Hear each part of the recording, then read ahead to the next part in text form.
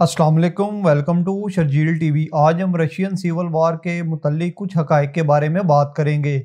Russian civil वार एक नज़रियाती जंग थी जो 1918 से 1921 के दरमियान दो ग्रुप्स में लड़ी गई।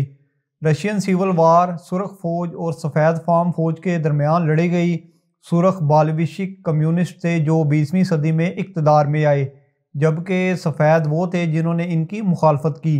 बेशुमार मगरबी ममालिक ने रशिया की हुकूमत को गिराने के लिए रशियन गोरों की मदद की और ये लड़ाई मगरबी रशिया से शुरू हुई। निकोलस दोयम के ख़ानदान के आखिरी रूसी ज़ार, जो बाद में रूस में कम्युनिस्ट के इक़्तिदार में आने के बाद माज़ूल हो गए थे, को रूसी खाना जंगी के दौरान फांसी दे दी गई ताकि वो कम्युनिस्ट की तहरीक की मुखालफत करने वालों का बायस ना बन सकें। बाल्शविक कमांडर लीवन ट्राटस्की ने चेक सिपाहियों की वफादारी खो दी। चेक फ़ौजियों की एक बटालियन के कत्ले आम का हुक्म देने के बाद इसे शदीद तनकीद का निशाना बनाया गया, क्योंकि इसने इन फ़ौजी सिपाहियों को आम माफ़ी देने का ऐलान किया था। रूसी खाना जंगी के दौरान बाल्शविक, सफ़ेद फार्म अफवाज और पोलिश लोगों ने यहूदियों के ख़िलाफ़ तशद्दुद को हवा देने के लिए बड़े पैमाने पर यहूद मुखालिफ प्रोपेगेंडा पैदा किया, जिसके नतीजे में 50,000 से 1 लाख यहूदी हलाक हुए।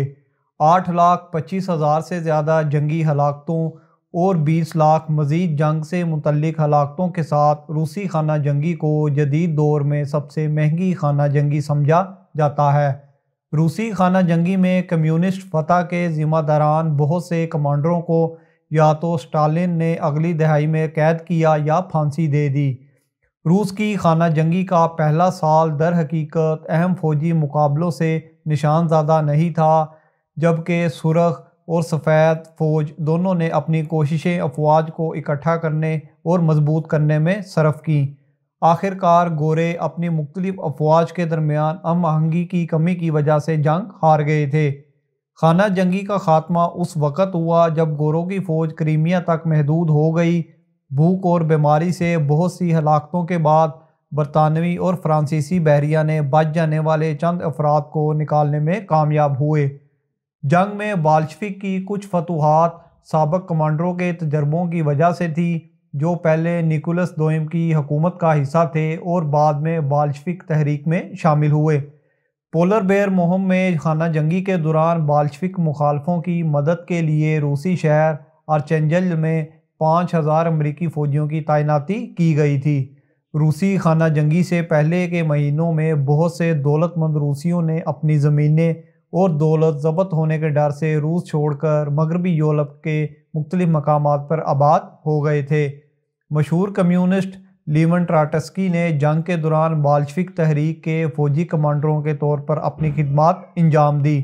खाना जंगी के इब्तदाई दिनों में जनूबी रूस में गोरों की फ़ौज को दो दुश्मनों से लड़ना पड़ा, शुमाल से बाल्शविक और जनूब से जर्मन। गोरे फ़ौजियों का एक दस्ता चेकोस्लोवाक का लश्कर था।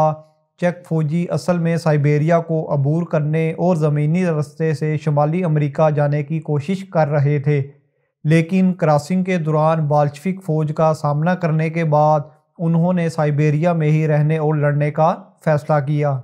जापान ने रूस की खाना जंगी के पहले साल के दौरान बग़ैर इजाज़त अपनी फ़ौजें रूस में उतारने की कोशिश की, जिसका मकसद मुख्तसर मुद्दत में सफ़ेद फार्म फ़ौज की मदद करना था। बाल्शविकों को अपनी दुश्मनों पर एक फ़ायदा ये भी हुआ कि उन्होंने रूस के मरकज़ी हिस्से पर कब्ज़ा कर लिया था, जहाँ टेक्नोलॉजी ने अफवाज के दरमियान मुसलसल राब्ते की इजाज़त दी। तारीख़दान ये बहस करते हैं कि असल में खाना जंगी कब शुरू हुई। कुछ 1918 के मौसम गर्मा में एक तहरीक का इंतखाब करते हैं कि 1917 के अक्टूबर इंकलाब ने जंग की हकीकी शुरुआत की। सफ़ेद फार्म फ़ौज ने रूस के बैरूनी किनारों पर कब्ज़ा किया, वो जगह जहां अभी तक टेक्नोलॉजी पहुंचना बाकी थी। इस तरह सफ़ेद फार्म कमांडर अक्सर अपनी कोशिशों को कामयाब नहीं कर पाते थे, जबकि सुर्ख फ़ौज ने नई बाल्शविक हुकूमत के मुलाजिम फ़ौजियों पर मुश्तमिल थी। सफ़ेद फार्म फ़ौज का ज़्यादातर हिस्सा रूस के रज़ाकारों पर मुश्तमिल था। मुश्तरका सियासी असूल जमहूरियत नवाज लिबरल से लेकर आर्थोडॉक्स मज़हब परस्तों से बादशाहत तक सब मुख्तलिफ थे। खाना जंगी के दौरान बाल्शविक तहरीक को ख़ुसूसी हमायत हासिल थी, کیونکہ کسان اور محنت کش طبقے کا خیال تھا کہ بالشوک کمیونسٹ اپنے مفادات کو ذہن میں رکھے تھے۔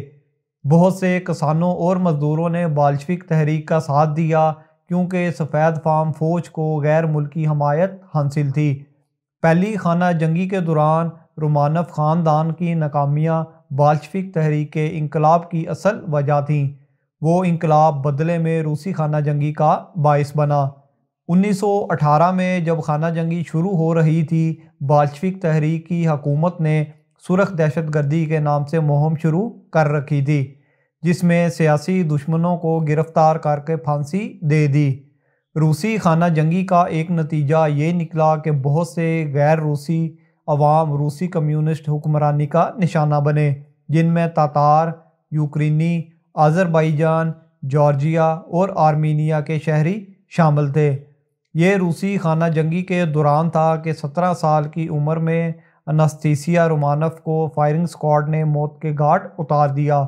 اس کی باقیات کی جلد از جلد تدفین نے ایک صدی طویل افواہ کو جنم دیا کہ وہ بالشوک تحریکوں کے قتل سے کسی طرح بچ گئے۔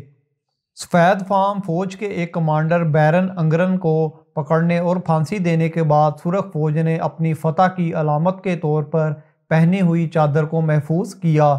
کوئی نہیں جانتا تھا کہ گولی مارنے سے پہلے بیرن نے چادر خود اتاری تھی یا اتار دی گئی تھی۔